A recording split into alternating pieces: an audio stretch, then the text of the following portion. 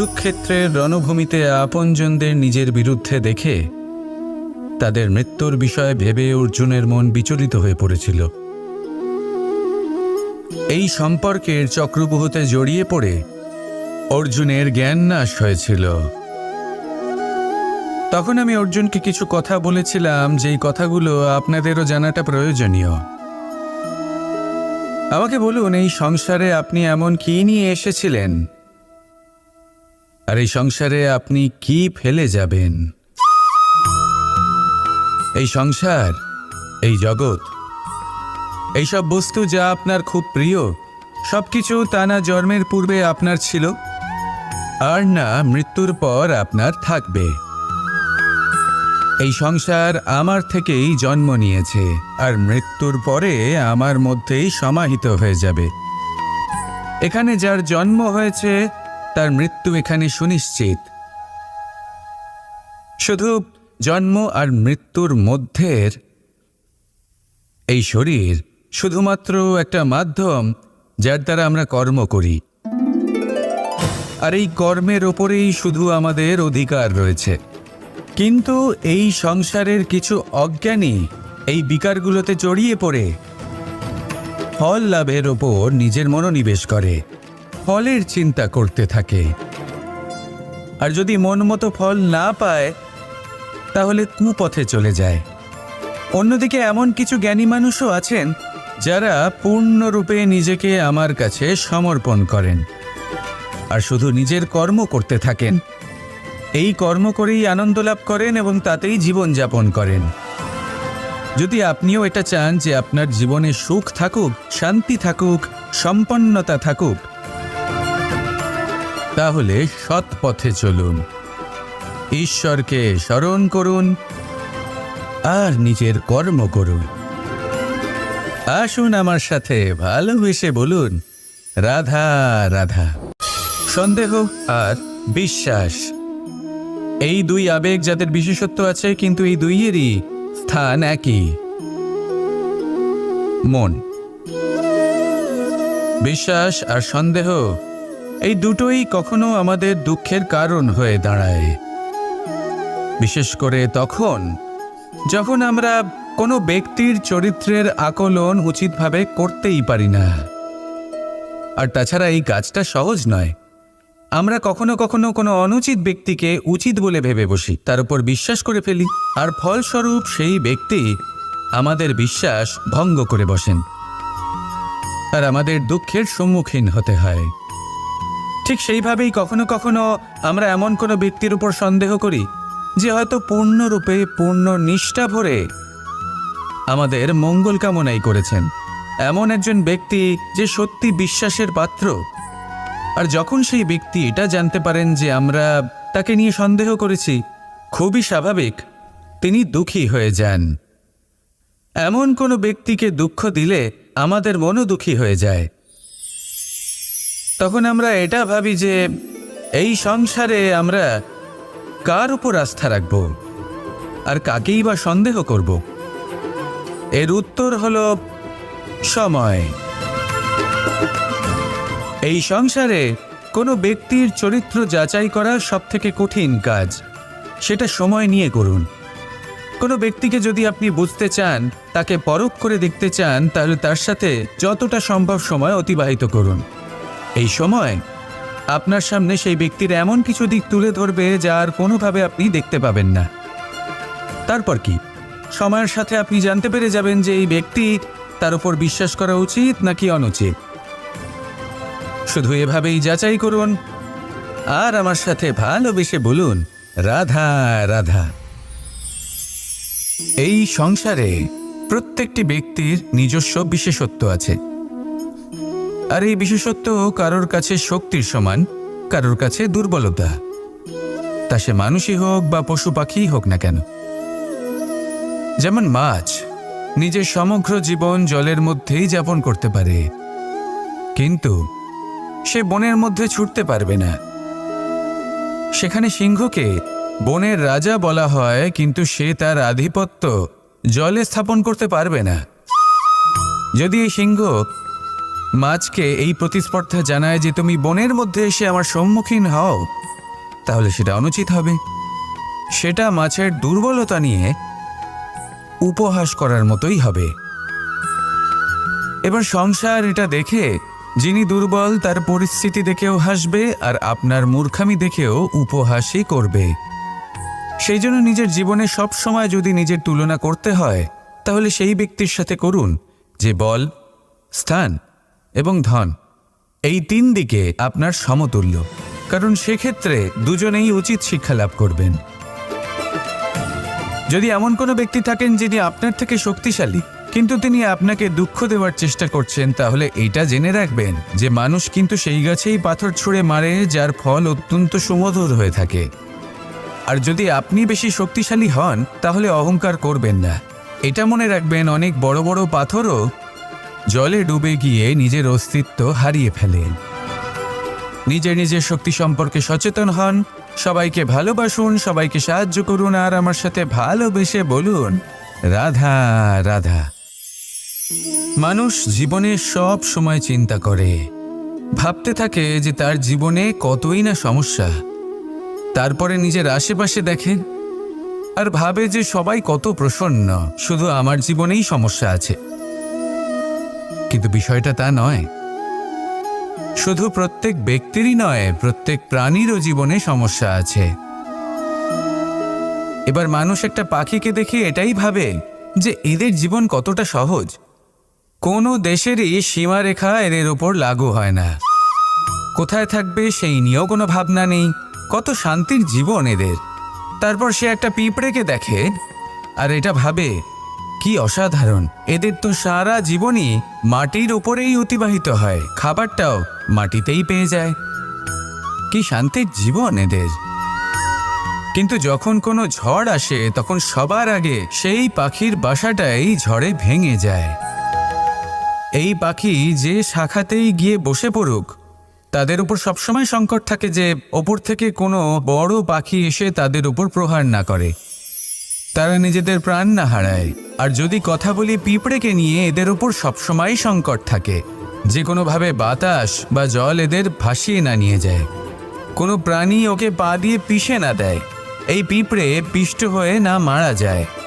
দেখুন, সমস্যা প্রত্যেকের জীবনে রয়েছে আর এই সমস্যা আসতেই থাকবে। এর অর্থ এটা নয় যে এই সমস্যার সম্মুখীন হওয়া যায় না, এর সমাধানও সম্ভব নয়। প্রত্যেক সমস্যার সমাধান অবশ্যই আছে, শুধু শান্ত মনে সেটা খুঁজে বের করতে হবে। তাহলে সেটাই করুন, প্রত্যেক সমস্যার সমাধান করতে থাকুন। যত সমাধান করবেন জীবন আনন্দময় হয়ে উঠবে। যদি সমাধান না করেন তাহলে আজীবন দুঃখই পেতে থাকবেন। আসুন আমার সাথে ভালোবেসে বলুন রাধা রাধা। এই জীবনে আমরা কখনো না কখনো জয়ী হয়েছি, আবার কখনো পরাজয়েরও সম্মুখীন হয়েছি। কিন্তু একটা কথা বোঝা খুব প্রয়োজনীয়, যখন আমরা বিজয়ী হই তখন অবশ্যই উৎসব পালন করা উচিত, কিন্তু অহংকার করা উচিত নয়। সেখানেই যখন আপনি পরাজিত হন তখন বিফল হওয়ার শোক পালন করবেন না, এই মনকে কুণ্ঠিত হতে দেবেন না। মনকে একাগ্রচিত্ত করুন, এই ইতিবাচক মনোভাব নিয়ে অগ্রসর হন। এই ইতিবাচক ভাবনা মনে জাগ্রত করার জন্য প্রথমে এটা বোঝা প্রয়োজনীয় যে ঈশ্বর ভেঙে যাওয়া বস্তুকেও সুন্দরভাবে ব্যবহার করে থাকেন। মেঘ যখন ভেঙে পড়ে তখন আমরা বর্ষাকে পাই, সেই বর্ষা যা এই ধরিত্রীকে শান্ত করে।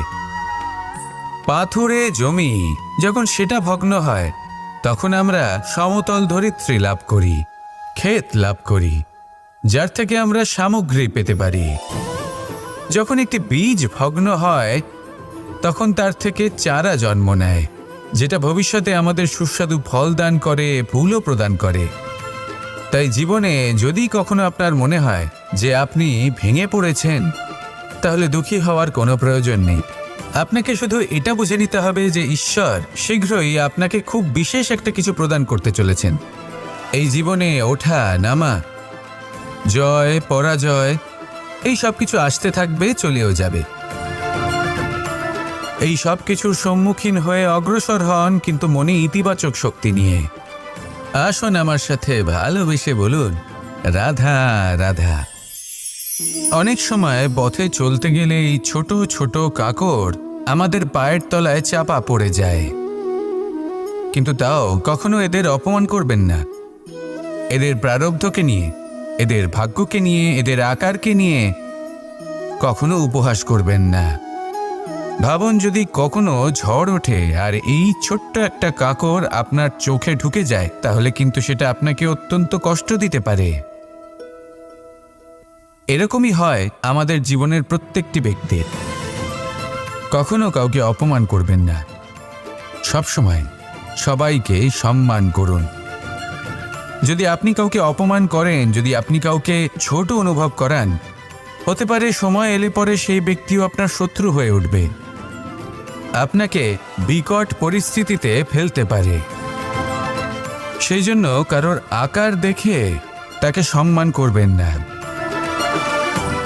এই সংসারে সবাইকে সম্মান করুন, সবাইকে ভালোবাসুন, আর আসুন আমার সাথে ভালোবেসে বলুন, রাধা রাধা। এই সংসারে ভৌতিক বস্তুরও নিয়তি আছে।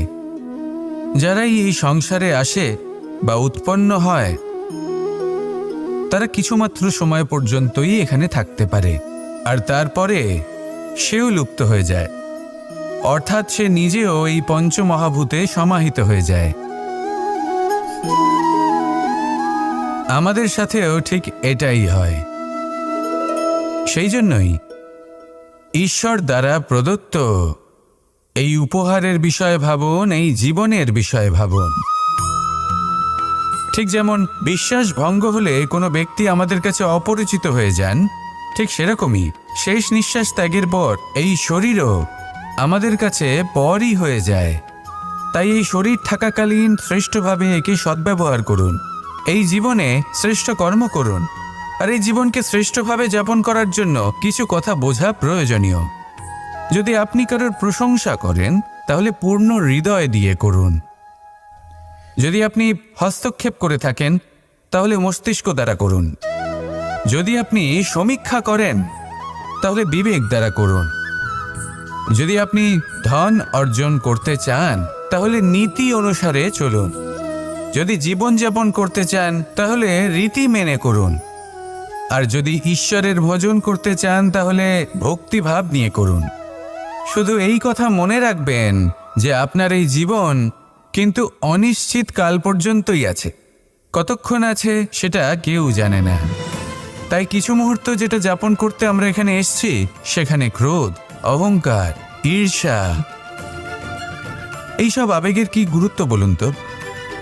এগুলো ত্যাগ করুন।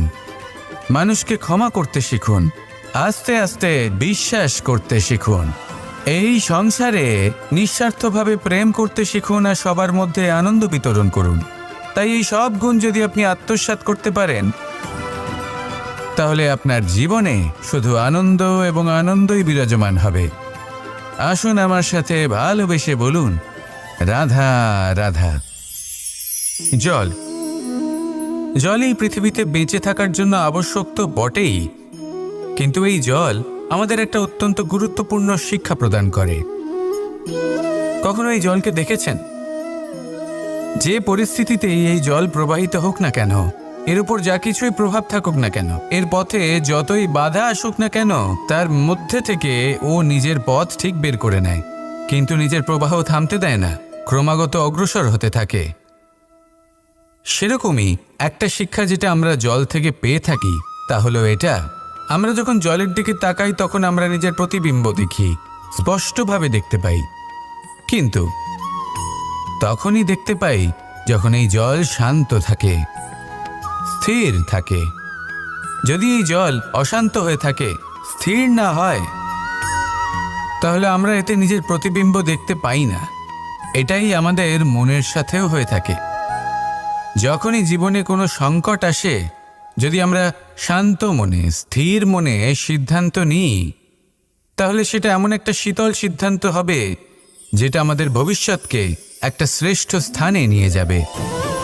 যদি মন অশান্ত হয়, বিচলিত হয়, পীড়িত হয়, দুঃখিত হয়ে থাকে, রুষ্ট হয়ে থাকে, তাহলে অনেক সময় আমরা এমন সিদ্ধান্ত নিই যেটা আমাদের জন্য অনুচিত প্রমাণিত হয়।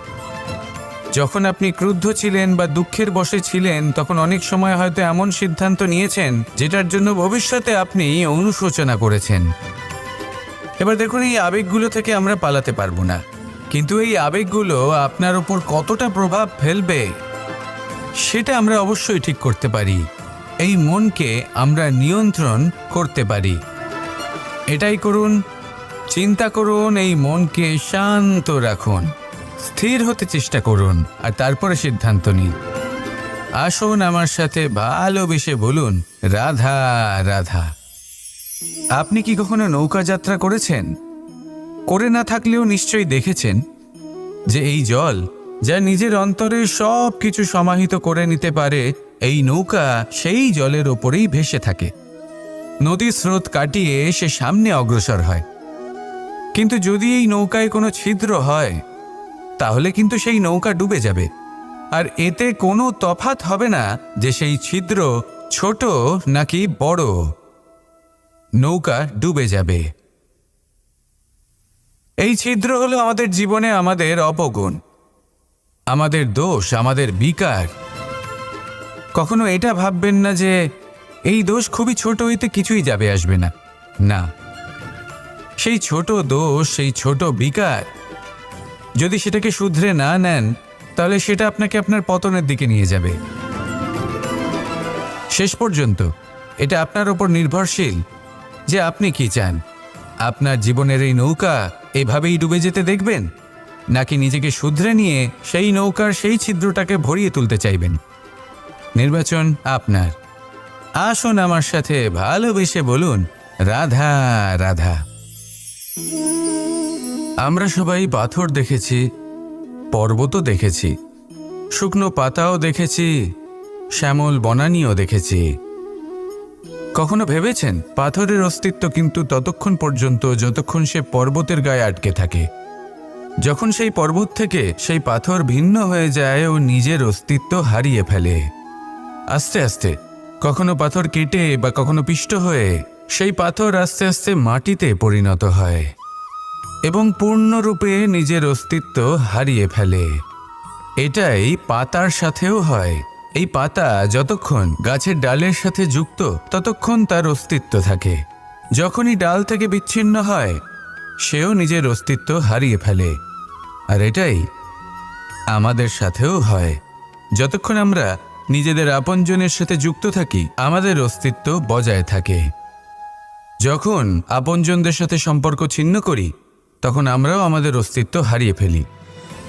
এবার এই সংসারের প্রত্যেক ব্যক্তি স্বতন্ত্র থাকতে চান, আর অনেক ব্যক্তি স্বতন্ত্র থাকবেন বলে আপনজনদের দূরে করে দেন আর তাদের সাথে এই সম্পর্ক ছিন্ন করেন। এটা কি সত্যি প্রয়োজন? আপনজনদের সাথে সম্পর্ক ছিন্ন করে নিজের অস্তিত্ব হারিয়ে ফেলা প্রয়োজনীয়, নাকি আপনজনদের সাথে সম্পর্ক বজায় রেখে নিজেদের স্বতন্ত্র করে রাখা সেটা আবশ্যক? নির্বাচন আপনারই। আসুন আমার সাথে ভালোবেসে বলুন, রাধা রাধা। আমরা প্রত্যেকেই অবশ্যই এমন সময় দেখেছি যখন অনেকগুলো সমস্যা একসাথে আমাদের জীবনে এসে পড়ে। সমস্যা আমাদের প্রত্যেকের জীবনেই থাকে। আমরা তার সমাধান খুঁজতে চেষ্টা করি, কখনো সমাধান খুঁজে পাই, আবার কখনো যতই চেষ্টা করি না কেন কোনো সমাধান খুঁজেই পাই না। আর যখন এটা হয়, তখন মানুষ অত্যন্ত বিচলিত হয়ে পড়েন। নিজের আত্মীয় স্বজন, নিজের বন্ধু বা সংসার, এদের ওপরে এই দোষ চাপিয়ে দেন যে এদের জন্যই এই সমস্যা এসেছে। এবার যদি আমি আপনাকে কোনো পরামর্শ দিই, তাহলে এটাই বলবো যে দৃষ্টিভঙ্গি পাল্টে দেখুন। এই দৃষ্টিভঙ্গি দিয়ে দেখুন যে এই সংসারে যে সমস্যায় আসুক না কেন, তার জন্য কেউ দোষী নয়, না আপনি না অন্য কেউ। এই পুরো খেলাটাই আপনার মানসিকতা, আপনার দৃষ্টিভঙ্গির, আপনার মনের। কিভাবে বোঝাচ্ছি? যখন আমাদের মন শক্ত থাকে, তখন কঠিন থেকে কঠিনতর পরিস্থিতিও আমাদের জীবনে খুব বেশি হলে প্রতিস্পর্ধা হয়ে থেকে যায়। সেখানে যদি আমাদের মন দুর্বল থাকে, তখন অল্প কঠিন পরিস্থিতিও আমাদের কাছে খুব বড় সমস্যা হয়ে যায়, তাই না? একটা শক্ত মন কঠিন পরিস্থিতিকে প্রতিস্পর্ধা হিসেবে দেখে আর তার মধ্যে ওটা সুযোগ খুঁজে নেয়। আমাদের শুধু এটাই করতে হবে। এই সংসারে অন্য কাউকে দোষী মনে করলে আপনার সমস্যা দূর হয়ে যাবে না। সেই জন্য এই সংসারকে দোষ দেওয়ার বদলে এই সমস্যার মূলে চলে যান, সেটাকে বুঝুন, নিজের এই মনকে শক্ত করে তুলুন। যদি আপনার মন শক্তিশালী হয় তাহলে এই সংসারে অনেক বড় বড় কঠিন থেকে কঠিনতর পরিস্থিতিও যদি আসে, আপনার কুরুক্ষেত্রের রণভূমিতে আপনজনদের নিজের বিরুদ্ধে দেখে তাদের মৃত্যুর বিষয়ে ভেবে অর্জুনের মন বিচলিত হয়ে পড়েছিল। এই সম্পর্কের চক্রব্যূহতে জড়িয়ে পড়ে অর্জুনের জ্ঞান নাশ হয়েছিল। তখন আমি অর্জুনকে কিছু কথা বলেছিলাম, যেই কথাগুলো আপনাদেরও জানাটা প্রয়োজনীয়। আমাকে বলুন, এই সংসারে আপনি এমন কি নিয়ে এসেছিলেন, আর এই সংসারে আপনি কি ফেলে যাবেন? এই সংসার, এই জগৎ, এইসব বস্তু যা আপনার খুব প্রিয়, সবকিছু তা না জন্মের পূর্বে আপনার ছিল, আর না মৃত্যুর পর আপনার থাকবে। এই সংসার আমার থেকেই জন্ম নিয়েছে, আর মৃত্যুর পরে আমার মধ্যেই সমাহিত হয়ে যাবে। এখানে যার জন্ম হয়েছে তার মৃত্যু এখানে সুনিশ্চিত। শুধু জন্ম আর মৃত্যুর মধ্যের এই শরীর শুধুমাত্র একটা মাধ্যম, যার দ্বারা আমরা কর্ম করি, আর এই কর্মের ওপরেই শুধু আমাদের অধিকার রয়েছে। কিন্তু এই সংসারের কিছু অজ্ঞানী এই বিকারগুলোতে জড়িয়ে পড়ে ফল লাভের ওপর নিজের মনোনিবেশ করে, ফলের চিন্তা করতে থাকে, আর যদি মন মতো ফল না পায় তাহলে কুপথে চলে যায়। অন্যদিকে এমন কিছু জ্ঞানী মানুষও আছেন যারা পূর্ণরূপে নিজেকে আমার কাছে সমর্পণ করেন আর শুধু নিজের কর্ম করতে থাকেন। এই কর্ম করেই আনন্দ লাভ করেন এবং তাতেই জীবনযাপন করেন। যদি আপনিও এটা চান যে আপনার জীবনে সুখ থাকুক, শান্তি থাকুক, সম্পন্নতা থাকুক, তাহলে সৎ পথে চলুন, ঈশ্বরকে স্মরণ করুন আর নিজের কর্ম করুন। আসুন আমার সাথে ভালোবেসে বলুন, রাধা রাধা। সন্দেহ আর বিশ্বাস, এই দুই আবেগ যাদের বিশেষত্ব আছে, কিন্তু এই দুইয়েরই স্থান একই, মন। বিশ্বাস আর সন্দেহ এই দুটোই কখনো আমাদের দুঃখের কারণ হয়ে দাঁড়ায়, বিশেষ করে তখন যখন আমরা কোনো ব্যক্তির চরিত্রের আকলন উচিতভাবে করতেই পারি না। আর তাছাড়া এই কাজটা সহজ নয়। আমরা কখনো কখনো কোনো অনুচিত ব্যক্তিকে উচিত বলে ভেবে বসি, তার উপর বিশ্বাস করে ফেলি, আর ফলস্বরূপ সেই ব্যক্তি আমাদের বিশ্বাস ভঙ্গ করে বসেন, আর আমাদের দুঃখের সম্মুখীন হতে হয়। ঠিক সেইভাবেই কখনো কখনো আমরা এমন কোনো ব্যক্তির উপর সন্দেহ করি যে হয়তো পূর্ণরূপে পূর্ণ নিষ্ঠা ভরে আমাদের মঙ্গল কামনাই করেছেন, এমন একজন ব্যক্তি যে সত্যি বিশ্বাসের পাত্র। আর যখন সেই ব্যক্তি এটা জানতে পারেন যে আমরা তাকে নিয়ে সন্দেহ করেছি, খুবই স্বাভাবিক তিনি দুঃখী হয়ে যান। এমন কোনো ব্যক্তিকে দুঃখ দিলে আমাদের মনও দুঃখী হয়ে যায়। তখন আমরা এটা ভাবি যে এই সংসারে আমরা কার উপর আস্থা রাখব আর কাকেই বা সন্দেহ করব? এর উত্তর হলো সময়। এই সংসারে কোনো ব্যক্তির চরিত্র যাচাই করা সবথেকে কঠিন কাজ, সেটা সময় নিয়ে করুন। কোনো ব্যক্তিকে যদি আপনি বুঝতে চান, তাকে পরখ করে দেখতে চান, তাহলে তার সাথে যতটা সম্ভব সময় অতিবাহিত করুন। এই সময় আপনার সামনে সেই ব্যক্তির এমন কিছু দিক তুলে ধরবে যা আর কোনোভাবে আপনি দেখতে পাবেন না। তারপর কি, সময়ের সাথে আপনি জানতে পেরে যাবেন যে এই ব্যক্তি, তার উপর বিশ্বাস করা উচিত নাকি অনুচিত। শুধু এভাবেই যাচাই করুন আর আমার সাথে ভালোবেসে বলুন, রাধা রাধা। এই সংসারে প্রত্যেকটি ব্যক্তির নিজস্ব বিশেষত্ব আছে। আর এই বিশেষত্ব কারোর কাছে শক্তির সমান, কারোর কাছে দুর্বলতা, তা সে মানুষই হোক বা পশু পাখিই হোক না কেন। যেমন মাছ নিজের সমগ্র জীবন জলের মধ্যেই যাপন করতে পারে, কিন্তু সে বনের মধ্যে ছুটতে পারবে না। সেখানে সিংহকে বনের রাজা বলা হয়, কিন্তু সে তার আধিপত্য জলে স্থাপন করতে পারবে না। যদি এই সিংহ মাছকে এই প্রতিস্পর্ধা জানায় যে তুমি বনের মধ্যে এসে আমার সম্মুখীন হও, তাহলে সেটা অনুচিত হবে। সেটা মাছের দুর্বলতা নিয়ে উপহাস করার মতোই হবে। এবার সংসার এটা দেখে যিনি দুর্বল তার পরিস্থিতি দেখেও হাসবে, আর আপনার মূর্খামি দেখেও উপহাসই করবে। সেই জন্য নিজের জীবনে সব সময় যদি নিজের তুলনা করতে হয়, তাহলে সেই ব্যক্তির সাথে করুন যে বল, স্থান এবং ধন এই 3 দিকে আপনার সমতুল্য, কারণ সেক্ষেত্রে দুজনেই উচিত শিক্ষা লাভ করবেন। যদি এমন কোনো ব্যক্তি থাকেন যিনি আপনার থেকে শক্তিশালী, কিন্তু তিনি আপনাকে দুঃখ দেওয়ার চেষ্টা করছেন, তাহলে এটা জেনে রাখবেন যে মানুষ কিন্তু সেই গাছেই পাথর ছুঁড়ে মারে যার ফল অত্যন্ত সুমধুর হয়ে থাকে। আর যদি আপনি বেশি শক্তিশালী হন, তাহলে অহংকার করবেন না। এটা মনে রাখবেন, অনেক বড় বড় পাথরও জলে ডুবে গিয়ে নিজের অস্তিত্ব হারিয়ে ফেলেন। নিজের নিজের শক্তি সম্পর্কে সচেতন হন, সবাইকে ভালোবাসুন, সবাইকে সাহায্য করুন, আর আমার সাথে ভালোবেসে বলুন রাধা রাধা। মানুষ জীবনে সব সময় চিন্তা করে, ভাবতে থাকে যে তার জীবনে কতই না সমস্যা। তারপরে নিজের আশেপাশে দেখে আর ভাবে যে সবাই কত প্রসন্ন, শুধু আমার জীবনেই সমস্যা আছে। কিন্তু বিষয়টা তা নয়। শুধু প্রত্যেক ব্যক্তিরই নয়, প্রত্যেক প্রাণীরও জীবনে সমস্যা আছে। এবার মানুষ একটা পাখিকে দেখে এটাই ভাবে যে এদের জীবন কতটা সহজ।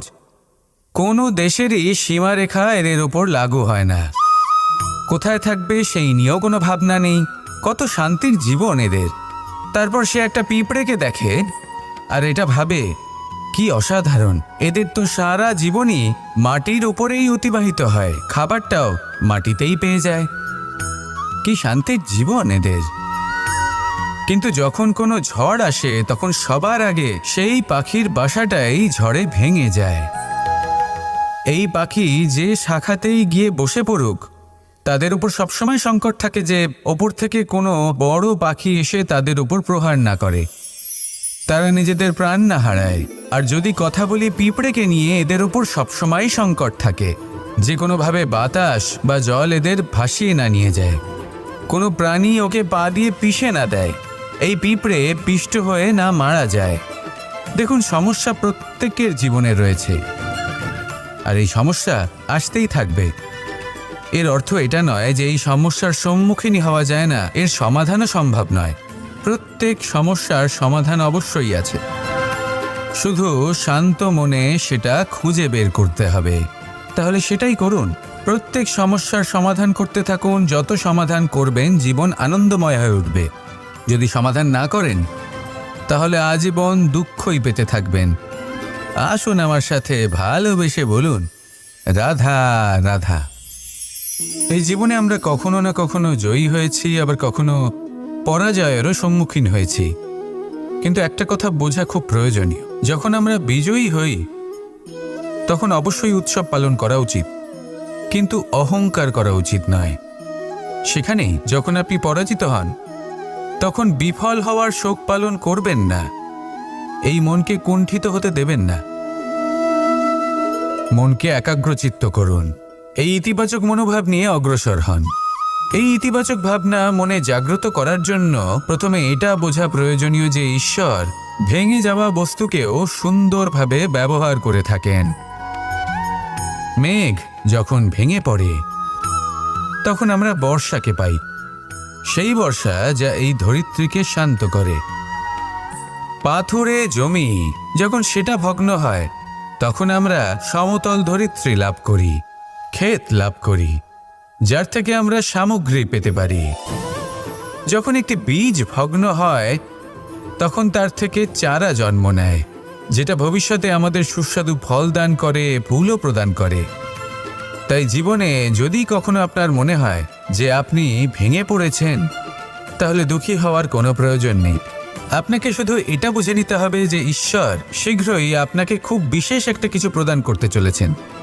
এই জীবনে ওঠা নামা, জয় পরাজয়, এই সব কিছু আসতে থাকবে, চলেও যাবে। এই সব কিছুর সম্মুখীন হয়ে অগ্রসর হন, কিন্তু মনে ইতিবাচক শক্তি নিয়ে। আসুন আমার সাথে ভালোবেসে বলুন, রাধা রাধা। অনেক সময় পথে চলতে গেলে এই ছোট ছোট কাকড় আমাদের পায়ের তলায় চাপা পড়ে যায়, কিন্তু তাও কখনো এদের অপমান করবেন না। এদের প্রারব্ধকে নিয়ে, এদের ভাগ্যকে নিয়ে, এদের আকারকে নিয়ে কখনো উপহাস করবেন না।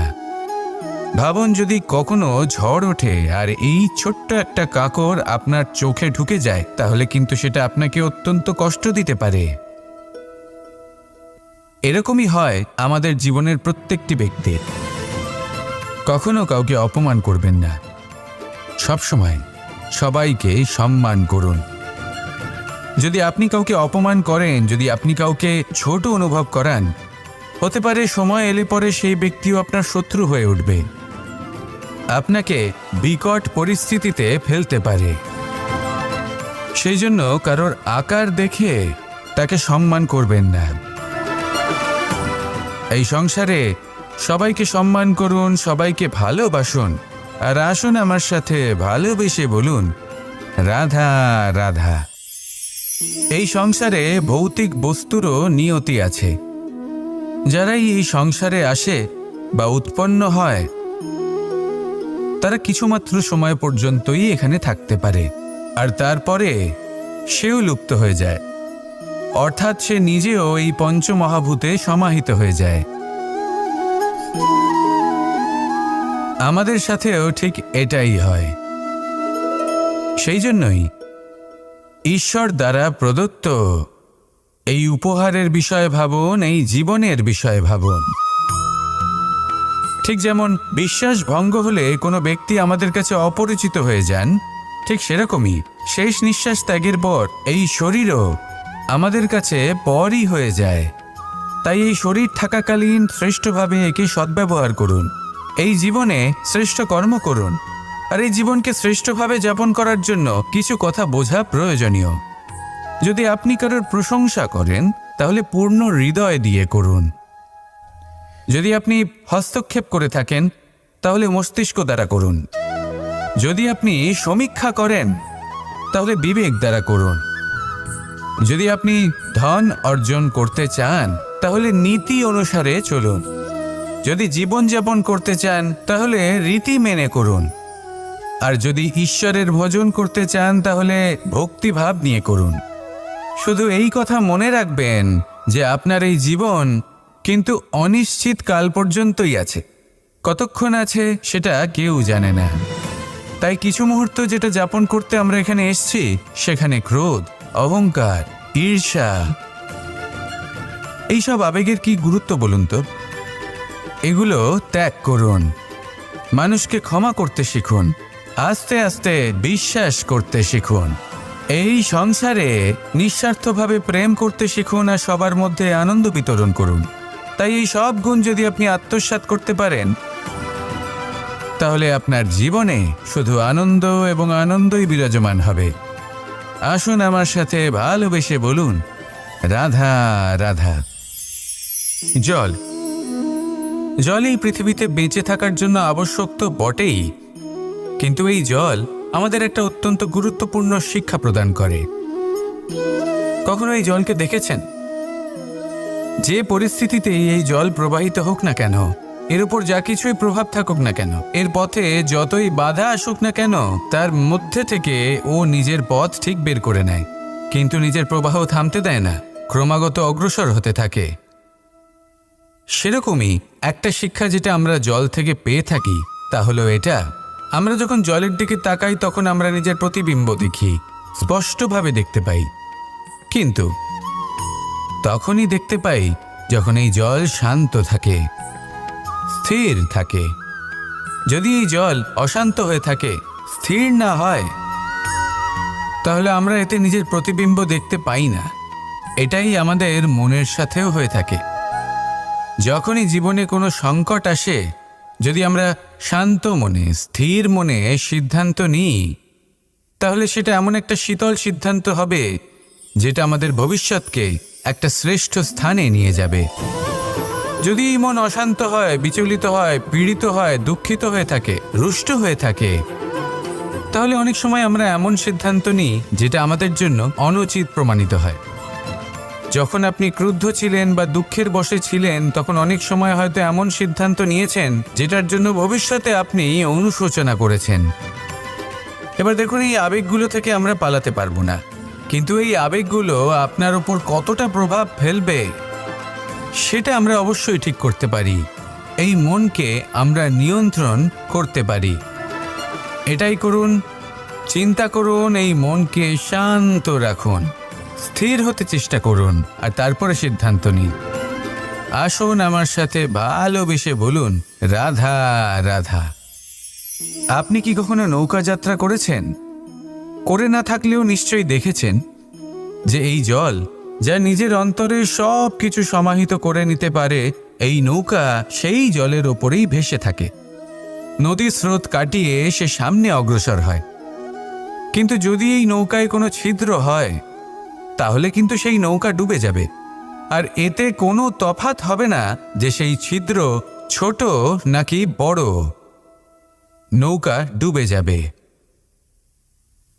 এই ছিদ্র হলো আমাদের জীবনে আমাদের অপগুণ, আমাদের দোষ, আমাদের বিকার।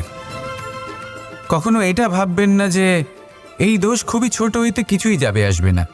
না, সেই ছোট দোষ, সেই ছোট বিকার, যদি সেটাকে শুধরে না নেন, তাহলে সেটা আপনাকে আপনার পতনের দিকে নিয়ে যাবে। শেষ পর্যন্ত এটা আপনার ওপর নির্ভরশীল যে আপনি কি চান। আপনার জীবনের এই নৌকা এভাবেই ডুবে যেতে দেখবেন, নাকি নিজেকে শুধরে নিয়ে সেই নৌকার সেই ছিদ্রটাকে ভরিয়ে তুলতে চাইবেন? নির্বাচন আপনার। আসুন আমার সাথে ভালোবেসে বলুন, রাধা রাধা। আমরা সবাই পাথর দেখেছি, পর্বতও দেখেছি, শুকনো পাতাও দেখেছি, শ্যামল বনানীও দেখেছি। কখনো ভেবেছেন পাথরের অস্তিত্ব কিন্তু ততক্ষণ পর্যন্ত যতক্ষণ সে পর্বতের গায়ে আটকে থাকে। যখন সেই পর্বত থেকে সেই পাথর ভিন্ন হয়ে যায় ও নিজের অস্তিত্ব হারিয়ে ফেলে, আস্তে আস্তে কখনো পাথর কেটে বা কখনো পিষ্ট হয়ে সেই পাথর আস্তে আস্তে মাটিতে পরিণত হয় এবং পূর্ণরূপে নিজের অস্তিত্ব হারিয়ে ফেলে। এটাই পাতার সাথেও হয়। এই পাতা যতক্ষণ গাছের ডালের সাথে যুক্ত, ততক্ষণ তার অস্তিত্ব থাকে। যখনই ডাল থেকে বিচ্ছিন্ন হয়, সেও নিজের অস্তিত্ব হারিয়ে ফেলে। আর এটাই আমাদের সাথেও হয়। যতক্ষণ আমরা নিজেদের আপনজনের সাথে যুক্ত থাকি, আমাদের অস্তিত্ব বজায় থাকে। যখন আপনজনদের সাথে সম্পর্ক ছিন্ন করি, তখন আমরাও আমাদের অস্তিত্ব হারিয়ে ফেলি। এবার এই সংসারের প্রত্যেক ব্যক্তি স্বতন্ত্র থাকতে চান, আর অনেক ব্যক্তি স্বতন্ত্র থাকবেন বলে আপনজনদের দূরে করে দেন আর তাদের সাথে এই সম্পর্ক ছিন্ন করেন। এটা কি সত্যি প্রয়োজন? আপনজনদের সাথে সম্পর্ক ছিন্ন করে নিজের অস্তিত্ব হারিয়ে ফেলা প্রয়োজনীয়, নাকি আপনজনদের সাথে সম্পর্ক বজায় রেখে নিজেদের স্বতন্ত্র করে রাখা সেটা আবশ্যক? নির্বাচন আপনারই। আসুন আমার সাথে ভালোবেসে বলুন, রাধা রাধা।